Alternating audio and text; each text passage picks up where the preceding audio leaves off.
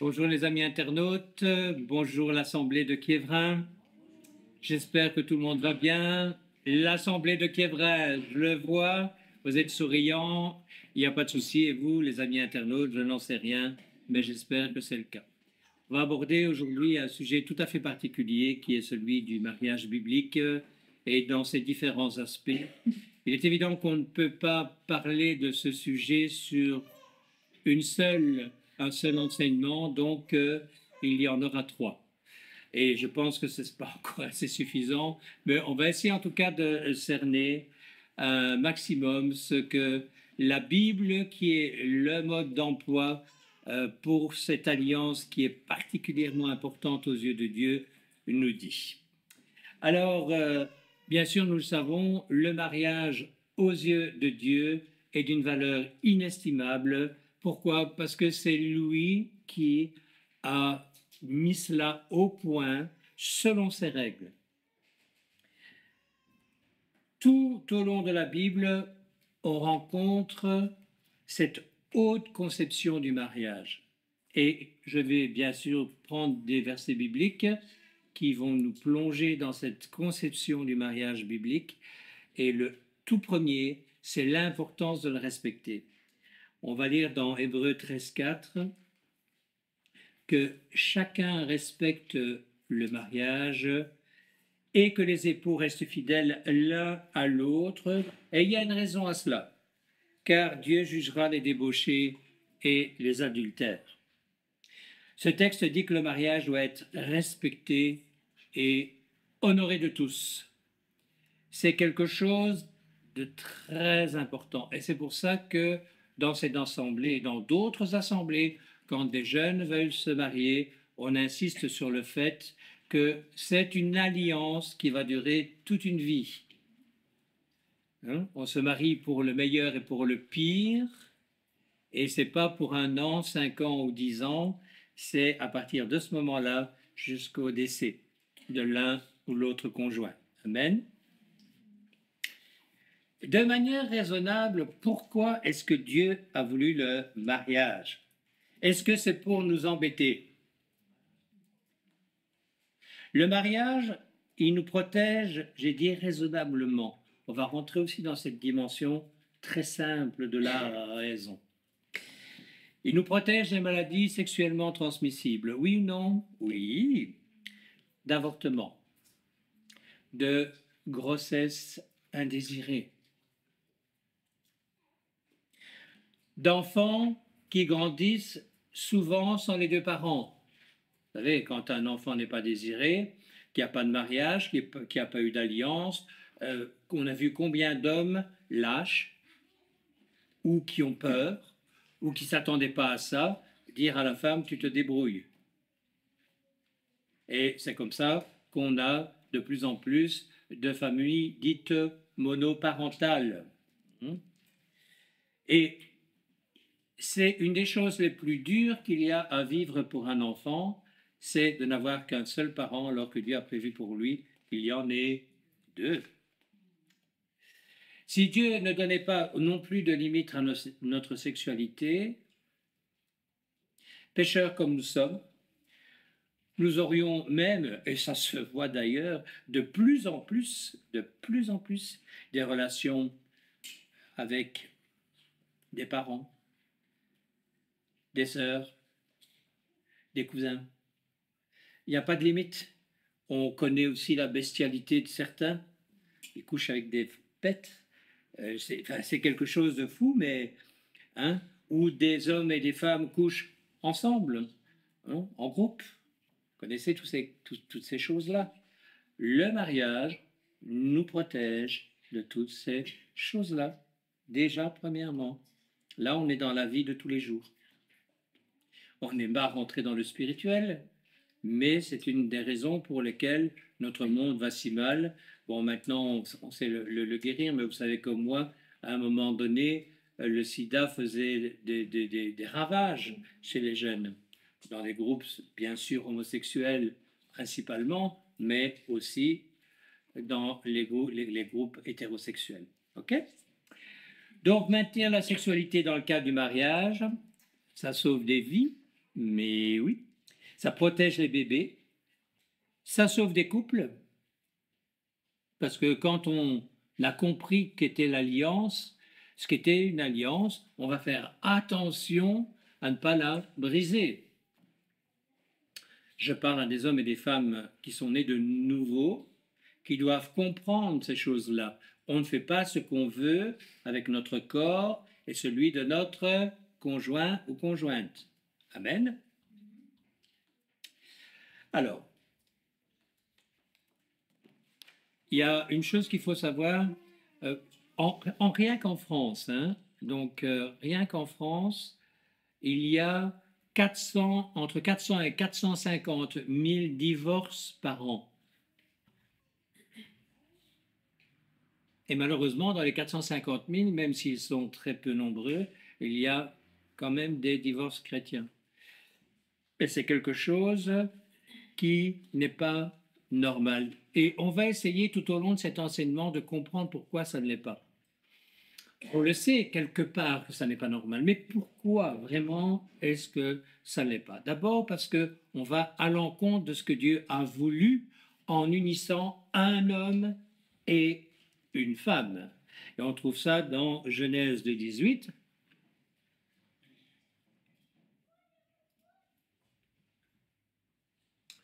L'Éternel Dieu dit, il n'est pas bon que l'homme soit seul. Je lui ferai une aide qui soit son vis-à-vis. Dieu a créé la terre, les animaux, tout ce qu'on connaît, mais il y a un mais. Il n'est pas bon que l'homme soit seul. Dieu va donc créer Ève pour qu'Adam ne soit plus seul. Je simplifie, hein, d'accord? On va débattre un peu après. Vous allez voir, on va rentrer vraiment dans beaucoup de domaines et dans la profondeur. Mais ici, je fais un résumé en gros de ce qui va être enseigné sur ces 3 cours. Le mariage, c'est d'abord un type d'amitié particulier. Le mariage, s'il est basé sur un coup de foudre, ne tiendra jamais, ou rarement. Ou s'il tient, ce sera par intérêt. Dans le monde chrétien, il y a des hommes et des femmes qui restent ensemble parce que les chrétiens ne divorcent pas. C'est un peu simple comme raisonnement, même si l'idée, je la comprends, mais c'est qu'au départ, il y a eu quelque chose qui n'a pas été compris.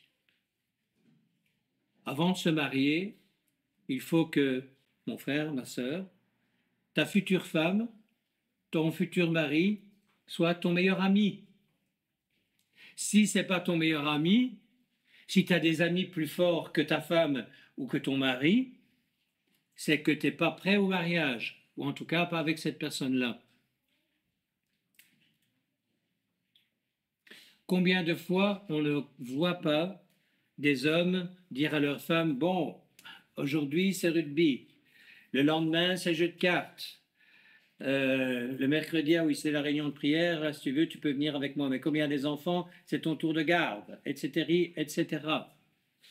L'homme et la femme, pour que le mariage puisse tenir, doivent être des bons amis. Et je dirais les meilleurs amis du monde, enfin, on se comprend. S'ils ne sont pas les meilleurs amis du monde, c'est qu'il y a quelque chose qui ne va pas.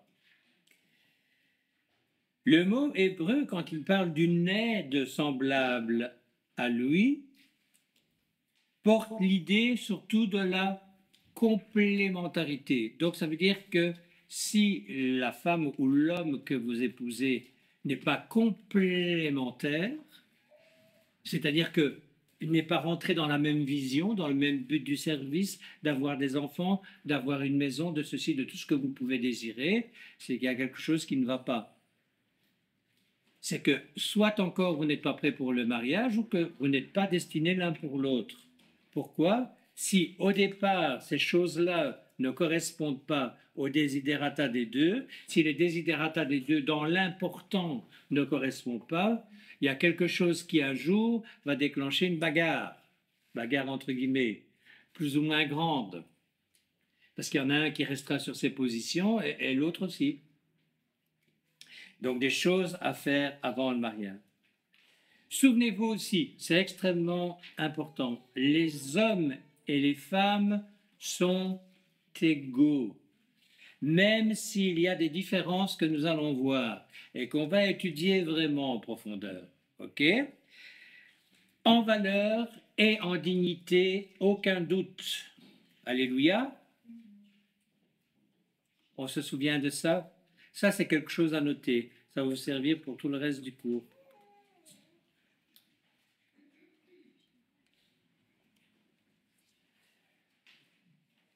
Quand Dieu a créé le mariage, il a voulu faire de cette relation une relation d'intimité dans l'amitié. C'est quoi un ami? Comment est-ce qu'on peut définir un ami? Là, je vais vous poser cette question. Quel est quelqu'un qui pourrait me définir ce qu'est un ami? Oui. Donc, Aurélie nous dit, c'est quelqu'un sur lequel on peut compter tout le temps, dans les bons comme dans les mauvais moments. Une autre définition? Avoir une même complicité, avoir de la complicité en tout cas, peut-être pas la même complicité, mais une complicité. Enfin, soit, c'est la relation humaine la plus étroite que l'on puisse connaître entre un homme et une femme.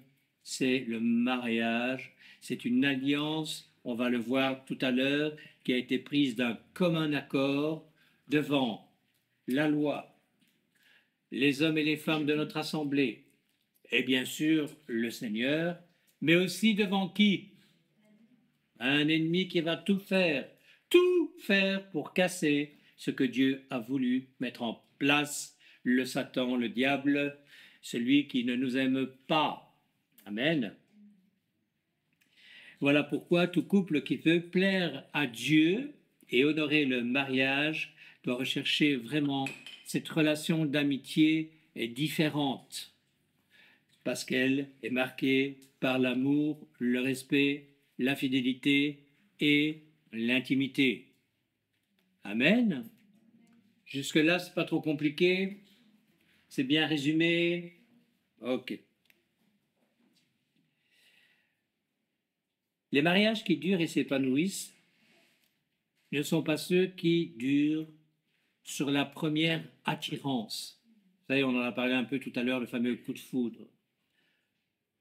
Le regard des autres ou l'accomplissement de soi, ou voilà, c'est la plus belle femme du monde ou le plus beau garçon du monde, ce sont plutôt les mariages qui développent cette relation d'amitié. Pourquoi? Parce que l'amitié, quand elle est solide, nous permet de compter les uns sur les autres. Tout à l'heure, Aurélie a dit quelque chose qui est une réalité. On peut compter sur un ami en tout temps, bien sûr dans les bons moments, mais enfin ça, on n'a même pas besoin d'amis dans les bons moments, n'est-ce pas? Dans les bons moments, on va toujours s'entendre avec les personnes qui sont autour de nous. C'est dans les mauvais moments, dans les moments compliqués, dans les moments de crise, où là, tu vas savoir si tu peux compter sur lui, s'il est fidèle, s'il va respecter son alliance. Combien de mariages capotent à l'heure actuelle parce que justement, il n'y a pas ces qualités premières d'une véritable amitié. J'ai entendu dans mon métier, je parle bien sûr du courtage en assurance, des clients se séparer pour des raisons tellement futiles que ça me semblait invraisemblable.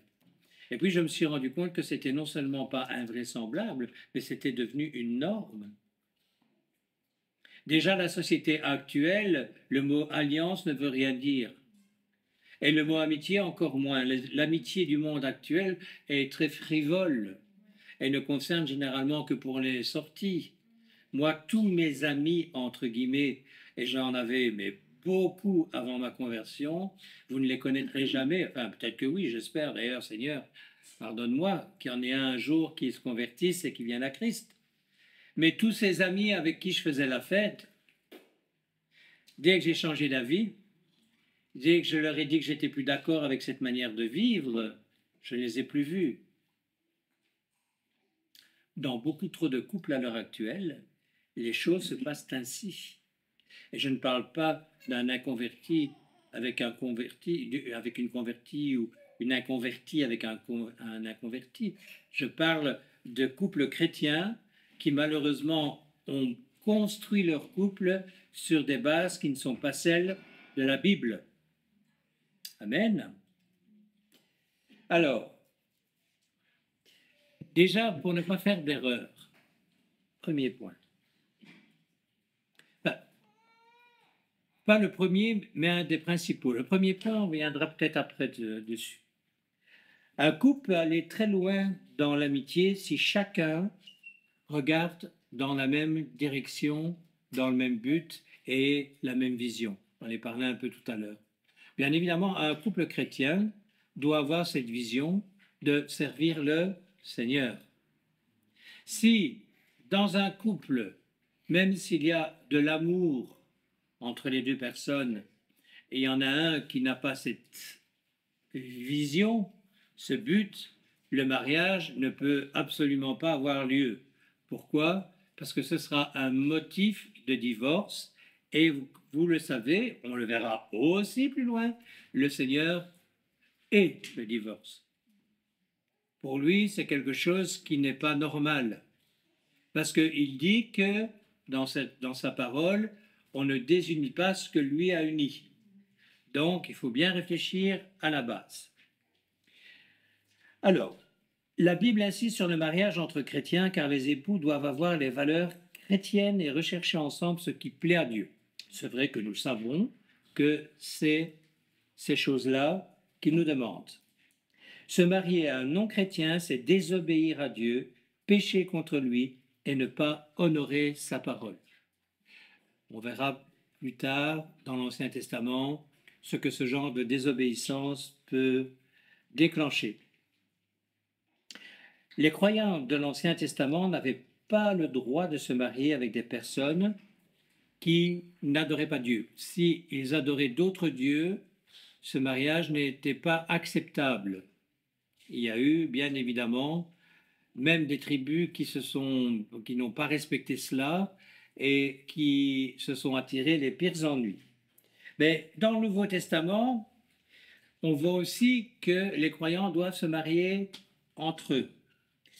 Et en parlant d'une veuve chrétienne qui va se remarier, Paul précise dans 1 Corinthiens 7, verset 39, « Ok, tu peux te remarier, mais que ce soit avec un chrétien, que ce soit avec quelqu'un qui croit, que ce soit quelqu'un qui sert le Seigneur. » Amen.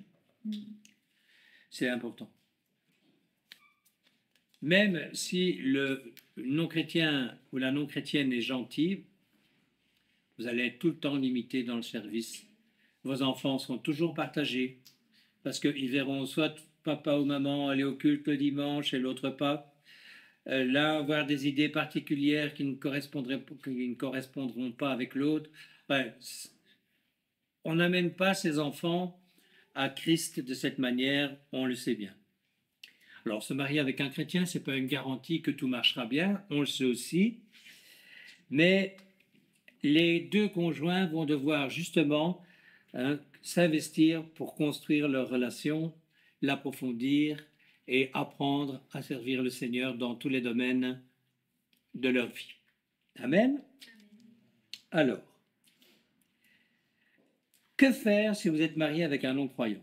Ben oui, ça peut arriver. En fait, on peut se marier non-croyant, le couple, et puis qu'est-ce qui se passe? Ben, il y en a un qui se convertit et l'autre pas. Qu'est-ce qui se passe dans un cas comme celui-là? Qu'est-ce que la parole de Dieu nous dit de faire ou de ne pas faire? Écoutez bien. L'apôtre Pierre dit de gagner le conjoint à Christ, si c'est possible. Par quoi? Par votre conduite. Une attitude respectueuse, parce que souvenez-vous que si vous avez épousé la personne, c'est que vous l'avez trouvée intéressante à l'époque. En tous les cas, vous en étiez amoureux normalement, et que peut-être vous pourrez l'amener à changer d'avis. Et on voit ça dans 1 Pierre 3, 1, 2. Notez-le parce qu'on ne va pas le lire maintenant. 1 Pierre 3, 1, 2. Ce n'est pas une situation facile, mais Dieu peut équiper le croyant ou la croyante d'une manière particulière si sa volonté est que le conjoint, parce que lui il sait, enfin lui sa volonté bien sûr est que le conjoint se convertisse, mais on sait que c'est pas toujours comme ça que ça se passe. Mais s'il sait que la personne se convertira, vous aurez certainement des efforts à faire. Ils peuvent parfois être très pénibles, mais il vous donnera la capacité de le faire pour voir cette personne sauvée. Amen. Parce que n'oubliez pas Jean 3,16, Jésus n'est pas venu pour condamner le monde, n'est-ce pas, mais pour le sauver. N'oublions jamais ça. Alors, l'apôtre Paul, lui, va plus loin. Il dit de continuer dans le mariage et de rechercher quoi, si c'est possible, la paix. De faire de notre mieux pour rendre possible quoi, le vivre ensemble. Et on trouve ça dans 1 Corinthiens 7, versets 12 à 17. Alors, le mariage, il existe aussi pour d'autres choses qui sont quand même agréables. Hein. C'est ce qu'on peut appeler une aventure d'amour qui dure toute la vie. Ça fait rire tout le monde à l'heure actuelle. Une aventure d'amour qui dure toute la vie à l'heure actuelle, c'est quelque chose qui fait rire. Vous savez, nous sommes privilégiés parce que nous vivons dans une sorte de cocoon où, bien évidemment, ces idées-là ne nous effleurent pas, mais il est évident que ceux du dehors évoluent à une vitesse VV' vers le n'importe quoi. Aujourd'hui, donc, je suis allé avec mon épouse à la clinique et je regardais un peu les gens qui étaient autour de moi. Puis nous sommes allés faire des courses. J'ai encore eu l'occasion de regarder les gens autour de moi. Et bien sûr, on entend à la caisse des gens parler, s'exprimer, etc. On regarde les habillements et on doit absolument se rendre compte que nous vivons dans un monde qui rejette la morale de Dieu. Totalement. Et on parlait tout à l'heure des conséquences d'une alliance qui n'est pas respectée. On peut parler aussi des conséquences des choses que Dieu ne veut pas. J'en parlais tout à l'heure avant le démarrage de l'enseignement, avec ceux qui étaient déjà là. Au niveau, dans l'Ancien Testament, des bénédictions qui sont prévues pour ceux qui obéissent, et dans Deutéronome 28, il y a une page, et la suite, cela concerne les malédictions, et là, dans Deutéronome 28, il y a 2 pages. Donc, les conséquences ne sont pas les mêmes, mais il y a des conséquences, il faut le savoir. Alors, le mariage existe pour vivre une aventure d'amour qui dure toute la vie. Ok, on voit ça dans Genèse 2,24. C'est pourquoi l'homme quittera son père et sa mère et s'attachera à sa femme et ils deviendront une seule chair. C'est un texte fondateur du mariage. Hein. Ça, on le sait. Il y a 5 choses à retenir qui sont importantes dans ces textes-là. La première, c'est une rupture de dépendance avec les parents. La relation de couple prime désormais sur les relations familiales. Le couple vit une autonomie normalement personnelle, financière, affective et psychologique. Ça touche aussi le psychologique. Tu ne peux pas être amoureux de manière différente. Ou tu es amoureux de ta femme, tu ne peux pas être amoureux d'une autre femme, tu ne peux pas être amoureux de ta famille, tu ne peux pas être amoureux de tes enfants. Non, non, non. Il y a un ordre à respecter. Le premier dans ta vie, c'est Dieu. Et si tu es marié, le deuxième, c'est ton épouse ou ton époux. Combien d'hommes et de femmes n'ont pas compris le système que Dieu a mis en place? Se sont retrouvés devant des difficultés énormes par habitude. Mais Dieu est celui qui change nos habitudes. Comment est-ce qu'il change nos habitudes? Avec l'acceptation de notre part de changer d'habitude et parce qu'il va changer notre pierre de cœur. Merci. C'est lui qui fait ces choses. Le cœur de pierre qui est le mien a été changé en cœur de chair par l'Esprit Saint. Mais parce que je lui ai dit oui, et parce que j'ai accepté de remettre tout en question. Deuxième point, c'est un engagement réciproque. Mais écoutez bien ce que je vais vous dire, c'est le libre choix de l'homme et de la femme. Il y a eu combien de mariages arrangés? Dans certaines cultures, c'est une norme. À la limite, on sait très bien, ils viennent d'arriver, ils ont 3 ans, on sait que celui-là va se marier avec celle-là, et voilà, parce que ce sont des arrangements de famille, pas dans la parole de Dieu. C'est un homme et une femme qui se choisissent. Le troisième point, c'est un engagement public qui est reconnu par la société. Eh oui, en France et en Belgique, on le sait, on passe à la commune, on passe devant monsieur le bourgmestre pour les Belges, ou on passe devant monsieur le maire pour les Français. Ça, c'est un mariage. S'il n'y a pas ça, il n'y a pas de mariage. On peut parler à ce moment-là du concubinage et on va en parler aujourd'hui. Et le concubinage n'est absolument pas la volonté de Dieu. Alors, ce qu'il veut aussi le Seigneur, c'est une relation intime à tous les niveaux. Dans le domaine humain, bien sûr, mais aussi de la sexualité et de la spiritualité. On revient à ce qu'on disait tout à l'heure, il est anormal qu'un disciple de Jésus marie quelqu'un qui ne l'est pas. Parce que s'il est disciple de Jésus, il sait que ça ne va pas fonctionner. C'est qu'il va avoir des ennuis tout le long de sa vie. Parce que c'est là l'important de comprendre ce que je suis en train de vous dire. Vous mariez quelqu'un qui n'est pas chrétien. Donc, ce n'est pas le premier cas que j'ai évoqué tout à l'heure. Dans un couple, quelqu'un qui devient chrétien, c'est différent. Mais toi, tu es chrétien et tu maries quelqu'un qui ne l'est pas, tout en sachant que ce n'est pas la volonté de Dieu. Est-ce que tu t'attends vraiment à la bénédiction? Comment est-ce que Dieu peut bénir ce genre de mariage? Ce n'est pratiquement pas possible, puisque à la base, il y a déjà une désobéissance.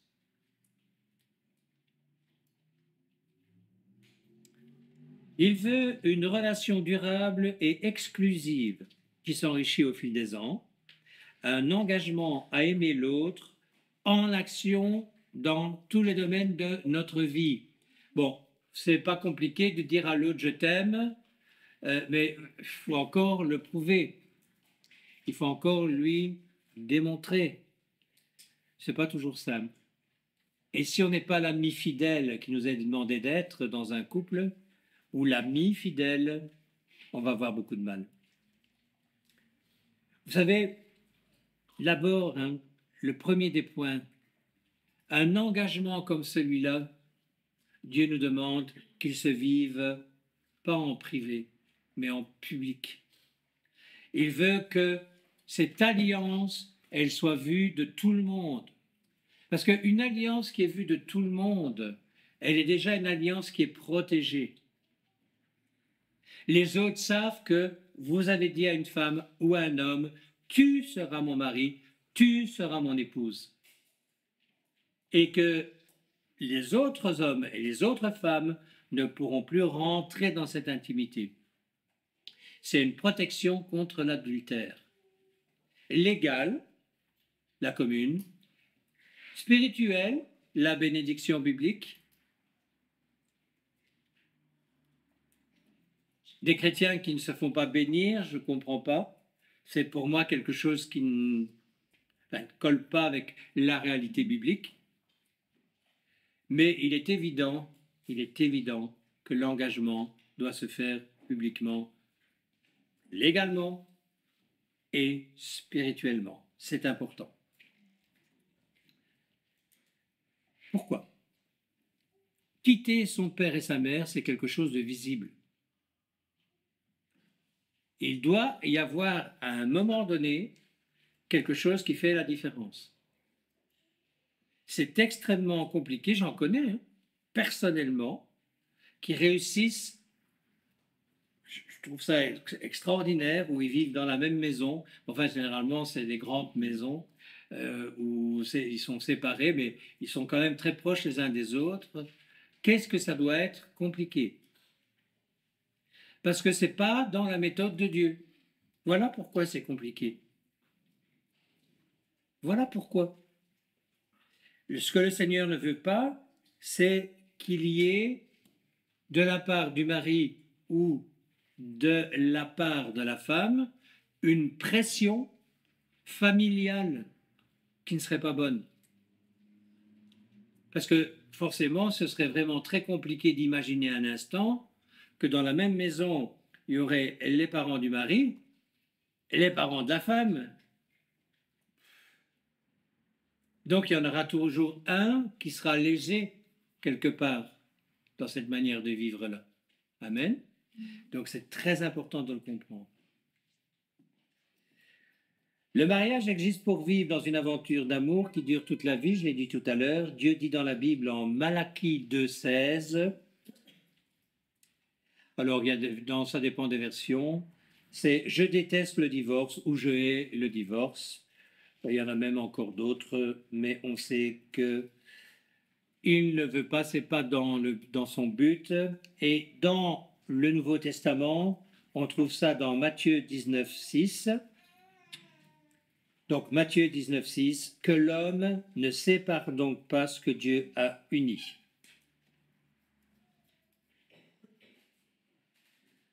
Pourquoi? On va essayer de comprendre. Les frères et sœurs mariés, écoutez bien ce que je vais vous dire maintenant. Parce que c'est lui qui unit les deux personnes. Pourquoi? Parce que c'est lui qui a institué le mariage. Donc on ne fait pas ce qu'on veut comme on veut.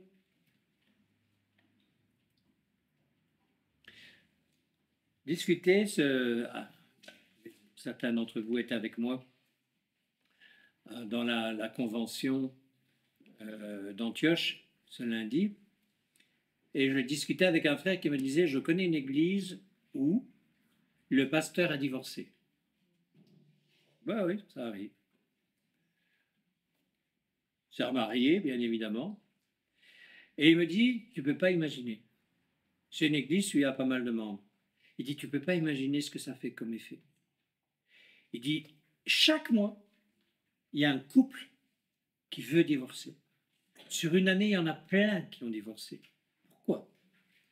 Parce que l'exemple donné est un mauvais exemple.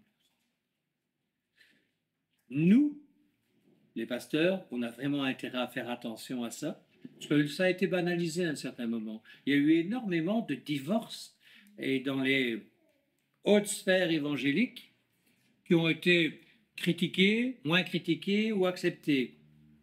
Ce sont des choses qui ne devraient pas être. Je ne suis pas en train de les juger, ce n'est pas mon travail d'aujourd'hui et ça ne sera pas celui de demain, mais il y a quand même des choses que nous devons respecter. Et si on ne respecte pas en premier lieu son épouse, tu ne respectes pas ce que tu enseignes. Amen. N'oublie pas que toi, tu es pas peut-être pasteur d'une assemblée, mais tu es, je parle aux hommes, le pasteur de ta famille. Tu as un travail à effectuer pour tes enfants. Amen.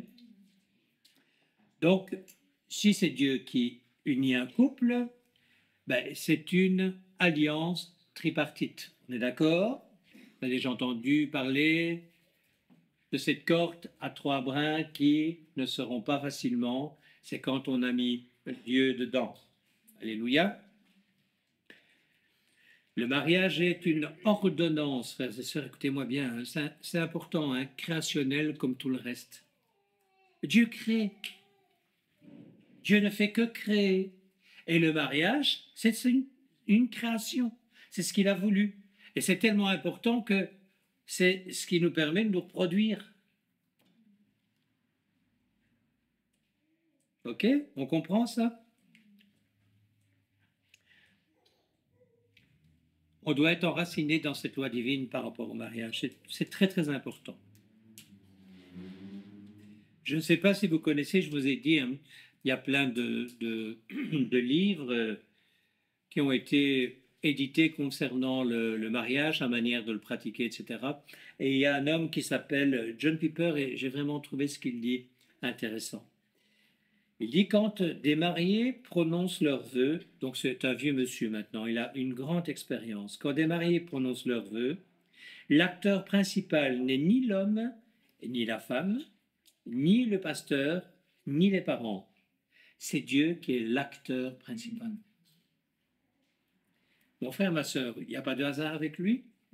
Si tu ne t'es pas trompé, si tu ne t'es pas écouté, si tu as fait mourir ta chair et que tu as une conviction profonde que c'est Dieu qui te dit qu'effectivement c'est bien l'homme qu'il t'a choisi ou la femme qu'il t'a choisi, eh bien, ce que je viens de lire est une réalité. C'est l'acteur principal de ce qui est en train de se passer pour ces deux personnes-là. N'oubliez pas qu'il sera au milieu. Hein, Otis. Amen, ça va jusque-là?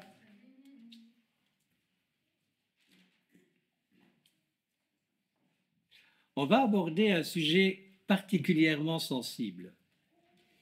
À l'heure actuelle, si vous parlez à un psychologue ou un psychiatre ou quelqu'un qui est en tous les cas un médecin de l'âme, il vous dira qu'il est normal de divorcer si on n'est plus amoureux. À quoi ça sert de rester avec quelqu'un si on n'est plus amoureux? Mais par rapport avec ce que je vous ai dit, c'est pas comme ça que nous, les chrétiens, nous devons voir les choses. Parce que l'alliance qui a été la nôtre est aussi importante comme toutes nos alliances, mais celle de notre baptême. Qu'est-ce qu'on a fait à notre baptême? Qu'est-ce qui s'est passé à notre baptême? On a choisi librement, souvenez-vous de ce que je vous dis maintenant, et on transpose ça sur le mariage. Hein. Donc vous avez choisi librement aussi votre épouse et votre époux. D'accord? On a choisi librement de quitter un mode de vie. Oui ou non? Oui, oui. Quand on se marie, est-ce qu'on n'a pas décidé de changer de mode de vie? De célibataire, je ne suis plus célibataire. Quand on se baptise, on le fait pour 15 jours, 3 ans, 5 ans, 10 ans. On le fait pour toute la vie. Voilà quelque chose qui ressemble au mariage. Alléluia. Alléluia. On est d'accord. Donc, si on ne se sent pas bien ensemble, qu'est-ce qu'on doit faire? Se quitter? Il faut arranger les bidons. Si c'est possible. Là, bien sûr, je parle entre chrétiens, entre croyants. La parole de Dieu nous dit que si on est marié avec un incroyant ou une incroyante, si c'est possible, restons en paix. Mais si l'incroyant ou l'incroyante se séparent, c'est terminé. Alors là, après ça, est-ce qu'on peut se marier ou pas? On verra ça plus loin. Je l'ai dit qu'on allait rentrer dans les profondeurs de la parole de Dieu. Vous allez voir, c'est parfois surprenant. Donc, écoutez bien. Qu'il y ait encore une sensation émotionnelle, amoureuse ou non, si vous êtes marié, vous allez devoir vous arranger pour remettre la mécanique en route. C'est pas possible, mais si, vous le savez aussi bien que moi, il y a des couples chrétiens qui ont 45 ans, 50 ans, 60 ans de vie commune. Si ces gens-là ont réussi, c'est qu'il y a moyen. Alors, il y en a qui vont dire, vous savez, c'est comme à l'école. Moi, j'étais le spécialiste. Hein. J'arrivais avec un bulletin, j'avais 6 sur 10. Alors, je disais à mon père, il y en a qui ont eu 5, 4, 3, 2. Et il me disait, oui, mais il y en a eu qui ont eu 7, 8, 9, 10. Qui avait raison, lui ou moi? Lui. C'est à nous à rentrer dans la dimension d'aller plus loin dans la volonté de ne pas de nouveau écouter notre chair, qui est inimitié à l'esprit, de la maîtriser, de la mortifier, mourir à soi-même, hein, si on veut parler plus simplement, pour que l'esprit puisse prendre la place.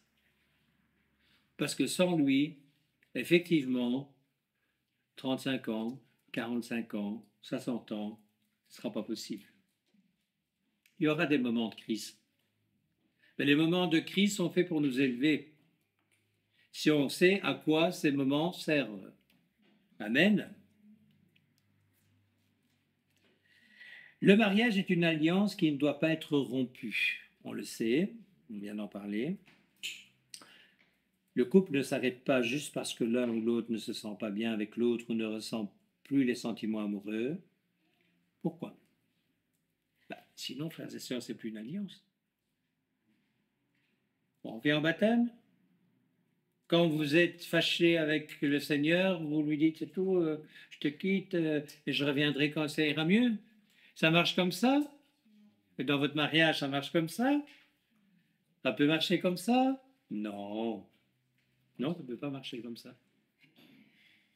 Parce que sinon, il va y avoir des catastrophes. C'est là où l'adversaire, croyez-moi, ne va pas vous rater. Mais ça ne manquera pas. Alors, il est sûr qu'à la base, dans un mariage, il doit y avoir une attirance l'un pour l'autre. Le Seigneur ne nous a jamais demandé de faire des mariages de raison uniquement, non. Il faut que, bien évidemment, il y ait des sentiments amoureux, au moins, au début. Ils doivent rester tout le temps. Mais si, au départ de la rencontre, il n'y a pas de sentiments amoureux, qu'est-ce que ça va être au fil du temps, hein? Donc, quand même, il faut aimer l'autre. Les sentiments, c'est Dieu qui nous les a donnés, et c'est quand même, quand ils sont maîtrisés, d'excellents points de repère. Si on n'aime pas l'autre, ça va être compliqué de vivre 40, 45 ans, 50 ou que sais-je. Avec lui, c'est pas possible. Mais là encore, c'est Piper qui a écrit ça, je vais vous lire. Et je trouve que vraiment, c'est bien écrit et ça dit bien ce que ça veut dire. Le mariage n'est pas fait pour des consommateurs. Vous savez ce que c'est qu'un consommateur? Oui. Mais pour des personnes adultes qui choisissent de s'aimer l'un l'autre toute leur vie. Donc c'est une décision qui a été prise de commun accord des deux côtés. Donc il y a deux adultes, pas deux enfants, deux adultes qui se disent, OK, on connaît les difficultés de la vie, on va faire une alliance tous les deux pour y faire front à cette vie. C'est ça un vrai mariage. Hein? Je vous ai déjà dit, l'armée, c'est ce que c'est pas pour nous les chrétiens quelque chose de... Voilà, on va pas mettre ça, on va pas élever l'armée. Mais j'ai appris que quand je pouvais compter sur un binôme, dans tous les exercices qui étaient les nôtres et qui n'étaient pas simples, c'était beaucoup plus facile. Et je cherchais toujours à avoir le même binôme. Et cette personne aussi cherchait toujours à m'avoir parce qu'on s'entendait bien, on avait un même but, une même vision, on avait à peu près la même force de caractère, on avait, lui, des qualités que moi je n'avais pas et moi des qualités que lui n'avait pas. Et on mettait ça à deux et ça fonctionnait très bien. Et ceux qui nous dirigeaient avaient un discernement, pourtant ce n'était pas chrétien, hein, mais ils savaient qu'en mettant celui-là avec celui-là, ça marchait bien, celui-là avec celui-là, ça marchait bien, etc. Et ils se trompaient rarement. Et s'ils se trompaient, ils changeaient de binôme. Pourquoi? Bon, à l'entraînement militaire, c'est pas grave, on risque pas sa vie, mais quand c'est sur un terrain de combat, un champ de bataille, autre chose. Mais attendez, dans la vie de tous les jours, nous, les disciples de Jésus, on n'est pas sur un champ de bataille. On est constamment sur un champ de bataille. Voyez un peu les attaques de l'Assemblée pour le moment. C'est tout azimut. Ça vient de partout. Et si on n'est pas avec un binôme en qui on peut avoir confiance, quelle catastrophe! Parce que non seulement tu dois gérer le champ de bataille, et tu dois gérer le binôme. On n'a pas trop le droit de se tromper dans les choix d'un mari et d'une femme. Amen.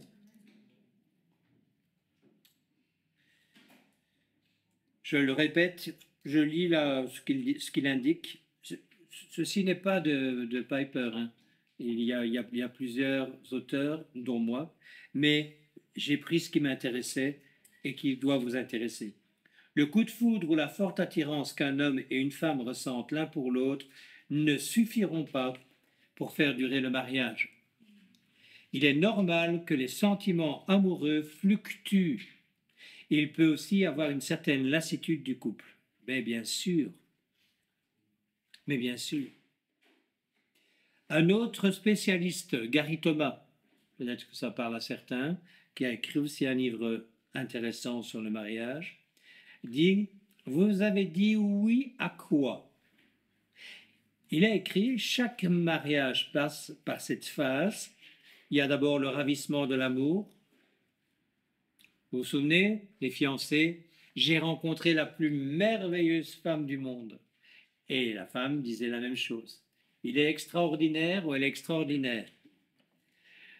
Cette phase ne dure pas très longtemps généralement. Il le dit, le ravissement de l'amour laisse la place à une routine prévisible. La routine est prévisible. Pourquoi? Parce que vous savez, vous les hommes, que vous allez devoir travailler pour nourrir votre famille, et vous la femme, que vous allez devoir vous occuper des enfants s'il y en a, du ménage, etc. On sait qu'il va y avoir une routine dans un mariage. Oui ou non? Pourquoi est-ce que les gens à l'heure actuelle cassent le mariage? À cause de la routine. Ils s'ennuient. Ils s'ennuient. Et ils vont chercher quelqu'un d'autre qui va leur permettre de passer un peu de temps différent avec le premier conjoint. Oh, je connais quelqu'un qui s'est marié 5 fois. 5 fois. Il se remarie. C'est quand même incroyable. Mais il n'est pas rare de voir dans le monde chrétien un mariage, un remariage, un remariage, et où les pasteurs ne disent rien, c'est normal, il n'y a pas de souci. On va voir ce que Dieu permet à ce niveau-là. C'est pour ça qu'il ne faut pas se tromper de conjoint. Alors, ça va? On est d'accord que le sentiment amoureux va s'estomper. On est d'accord avec ça ou pas? Ben oui. Mais il va se transformer. Et il ne va pas se transformer nécessairement en de mauvaises choses.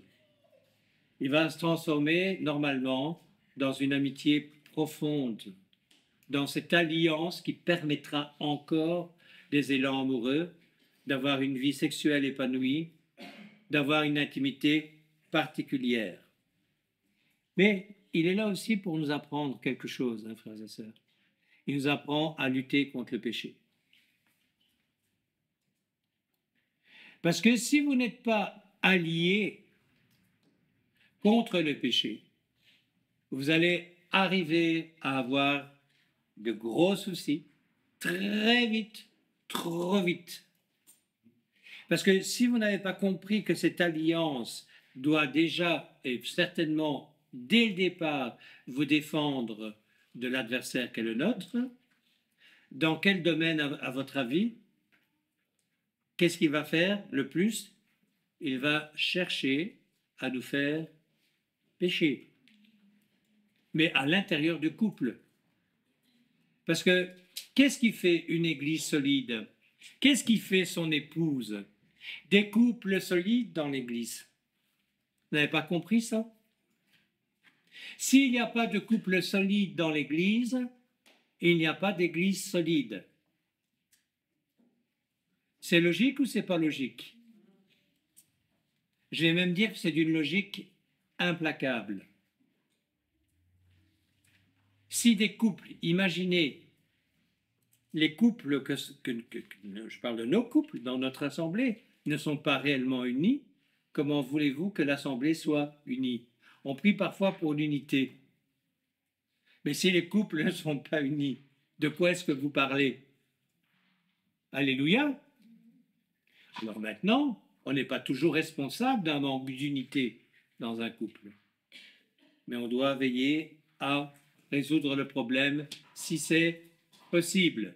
Amen. Chacun a ses défauts, on le sait bien, et chacun doit se supporter l'un l'autre. Et voilà pourquoi ce texte a été envoyé à Colosse par Paul. On voit ça dans Colossiens 3, versets 13, 14. On doit apprendre à faire des choses dans le couple. Supportez-vous les uns les autres. Supportez-vous les uns les autres. Donc ça veut dire qu'il va y avoir un souci s'il dit déjà supportez-vous les uns les autres. Okay. Et si l'un de vous a quelque chose à reprocher à un autre, pardonnez-vous mutuellement. Qu'est-ce qui fait du bruit là? Mais il faut essayer qu'il n'en fasse plus. Merci. Pardonnez-vous mutuellement. Le Seigneur vous a pardonné. Vous aussi, pardonnez-vous de la même manière. Et par-dessus tout cela, revêtez-vous de l'amour qui est le lien par excellence. Amen. Rester fidèle à son conjoint ne signifie pas avant tout rester amoureux de lui. C'est une question de l'alliance que nous avons accepté de faire qui nous permettra de durer dans le mariage. Quand? Jusqu'à quand? Jusqu'à ce que la mort vous sépare. C'est quelque chose le mariage quand même. Vous savez, moi, quand j'ai préparé ça, je me dis, oh là là là là là là. Est-ce que je suis cet homme-là? Est-ce que ma femme est cette femme-là? On a beaucoup de choses à réviser dans nos vies. Et déjà l'accepter, c'est un pas vers le meilleur. Amen. Déjà accepter le fait que nous ne sommes pas parfaits, c'est ce qui va faire que nos mariages vont durer. Pourquoi? Je reviens au départ, parce que le Seigneur a choisi cette méthode pour que nous nous multiplions. On voit ça dans Genèse 1, 28. Je lis, « Soyez féconds, multipliez-vous, remplissez la terre. » Ce qui veut dire que, bien évidemment, nous avons une responsabilité qui nous attend. Et cette responsabilité qui nous attend, elle est extrêmement importante. On sait, on connaît l'importance d'éduquer nos enfants convenablement. Je lisais un interview d'un condamné à mort. 1 heure avant sa mort, il appelle son gardien et dit « Je ne veux pas qu'on chipote, je n'ai pas de dernière volonté, rien du tout. Je veux que ça aille vite, mais je veux une feuille de papier, je veux une enveloppe et je veux que vous envoyiez, que je sois certain, vous devez me certifier que cette lettre que je vais envoyer à ma mère, elle la recevra. » Le gardien dit « Ok, c'est ta dernière volonté, ce sera fait. » Il a écrit « Maman, je ne te remercie pas. Toute ma vie, tu m'as gâté, tu m'as pourri. Je n'avais pas le temps de demander quelque chose que je l'avais. J'étais insolent, insultant, jamais tu ne m'as repris. Quand j'allais voler des bonbons au magasin, je ne sais plus comment il s'appelle, non seulement tu ne me punissais pas, mais tu agressais le commerçant qui venait te demander des comptes. Jamais tu ne m'as corrigé. Jamais tu ne m'as repris. Aujourd'hui, maman, c'est poignant, hein, je me souviens presque de la lettre, pourtant, aujourd'hui, maman, est-ce que c'est moi qui mérite de mourir? Et mettait un point d'interrogation.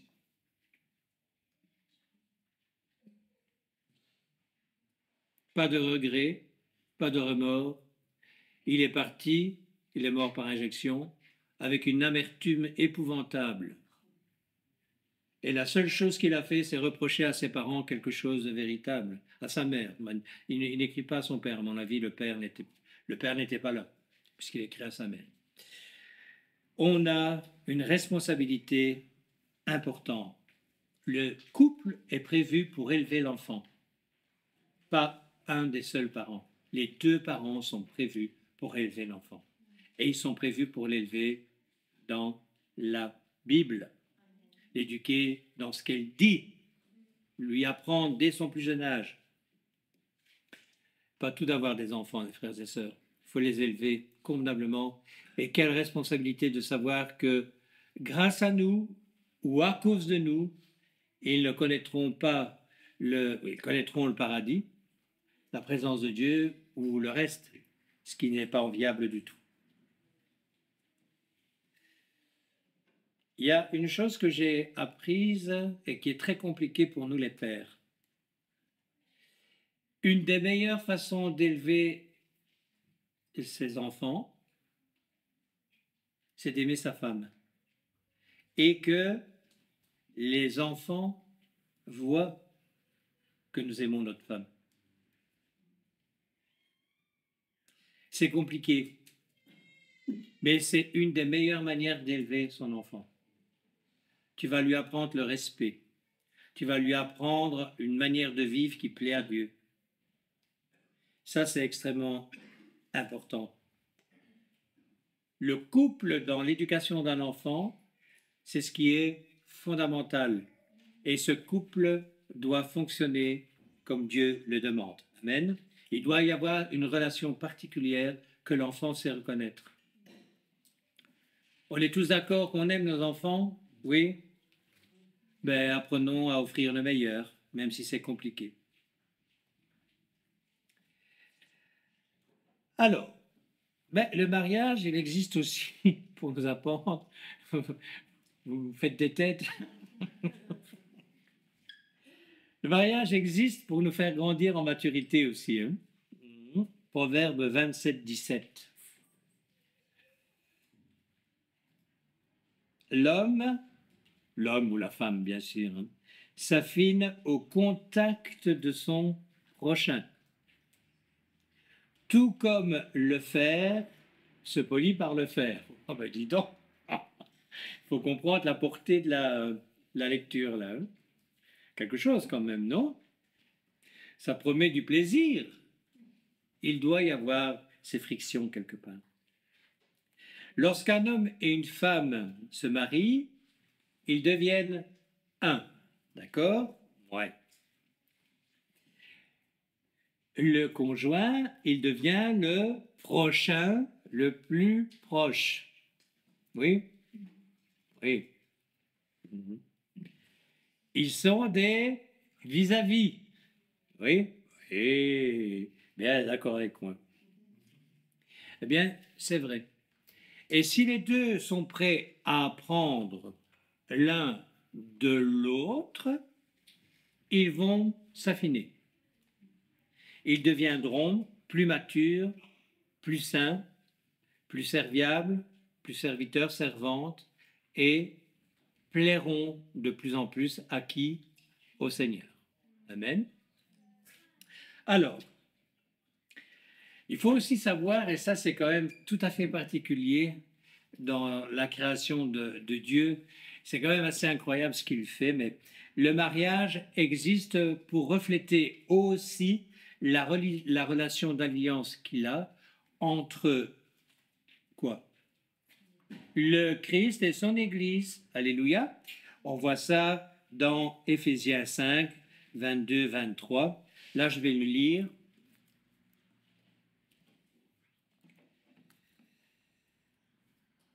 Dans ma version, c'est une Louis II 1910.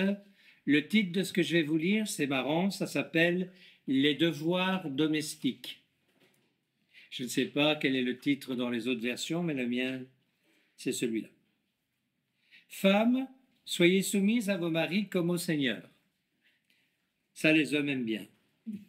Car le mari est le chef de la femme, comme Christ est le chef de l'Église, qui est son corps et dont il est le sauveur. Donc, on voit quand même quelque chose d'extrêmement important. Cette relation d'alliance nous est rappelée ici. Pourquoi, femmes, soyez soumises? Pourquoi? Est-ce que Christ n'a pas été soumis à la volonté de son Père? Oui, il l'a été. Et il a été d'une manière incroyable. C'est là où on peut voir d'ailleurs la différence entre l'âme et l'esprit. Là aussi, la religion facile nous dit que l'âme et l'esprit, c'est la même chose. Wow. Moi, je ne suis pas d'accord du tout avec ça. Si je ne fonctionnais qu'avec mon âme, ce serait une catastrophe. Heureusement que l'esprit est là pour me dire à l'âme qu'est la mienne, oh, non, non, non, ça pas. Amen. Imaginez l'âme de Jésus dans le jardin de Gethsémani. Père, si c'est possible, évite-moi cette coupe. Mais il y avait l'esprit de Jésus qui a fonctionné. Et il dit quoi? Mais que ta volonté soit faite. On doit agir de cette manière comme Christ a agi dans nos couples, parce que souvent, nos émotions, nos desiderata personnels vont vouloir passer au-dessus, mettre l'esprit de côté, et c'est de là, d'ailleurs, d'où viennent les disputes, honnêtement. Elles ne viennent que de là. C'est quand l'esprit a complètement quitté les deux, et que l'âme de l'un et l'âme de l'autre rentrent en confrontation. Quand ce n'est pas physiquement, parce que parfois c'est l'âme et le corps. Ok? Mais voilà, attention à ça. Donc depuis l'œuvre de Jésus-Christ, ce qu'il a fait à la croix, tout mariage doit refléter la relation d'alliance entre le Christ et son Église.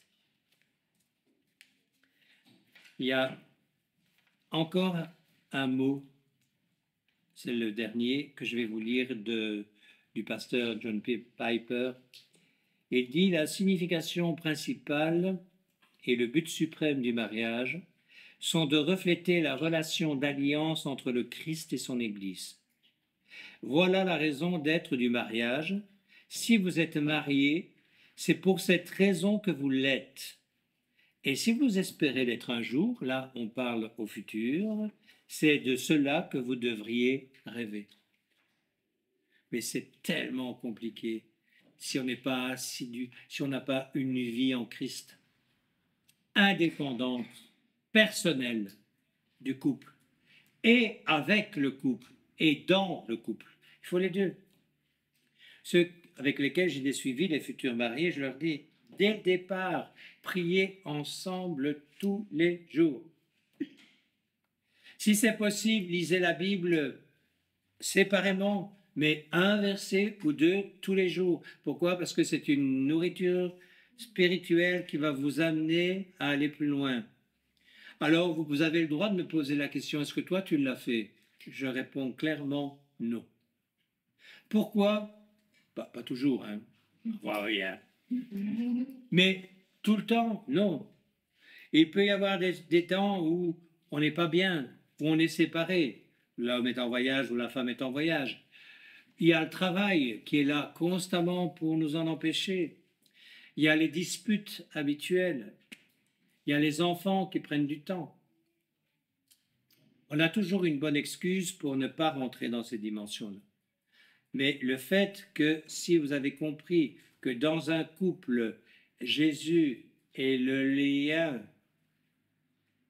des deux autres, le mariage est une belle chose et une bonne chose. Si vous n'avez pas compris ça, ce n'est pas toujours le cas. Alors, il est quel temps? Je n'ai pas vu l'heure passer. Je vais conclure cette première partie alors, parce que je ne vais pas commencer l'autre, ça ne va pas fonctionner.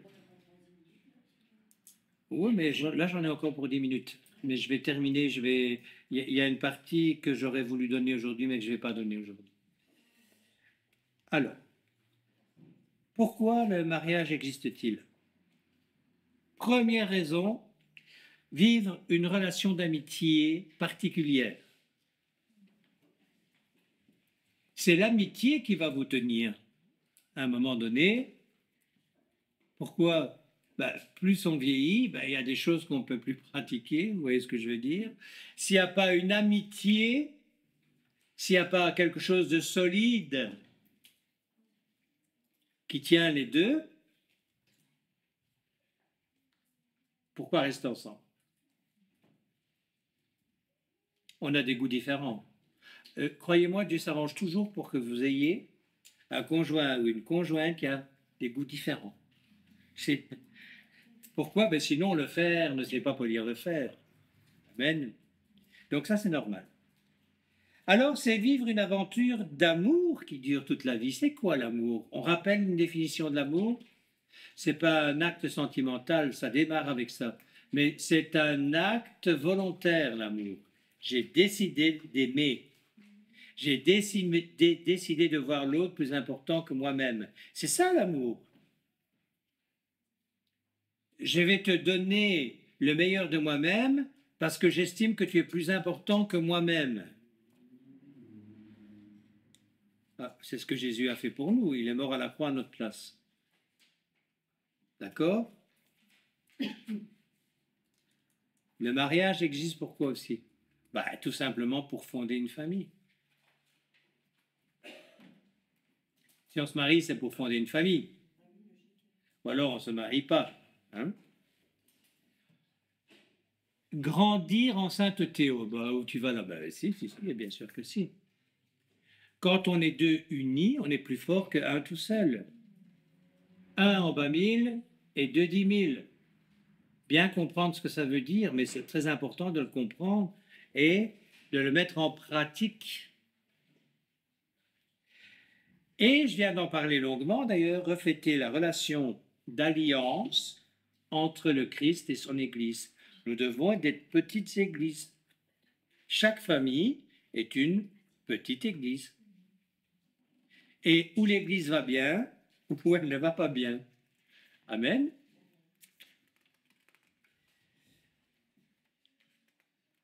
Ouais. Je vous l'ai dit, on va en rester là, je ne vais pas commencer quelque chose d'autre. Donc forcément, bien, le prochain enseignement, nous irons vers d'autres horizons du mariage et au troisième aussi. Voilà les amis d'internautes, j'espère que ce partage vous a fait du bien. Je vous souhaite de passer une très bonne fin de semaine.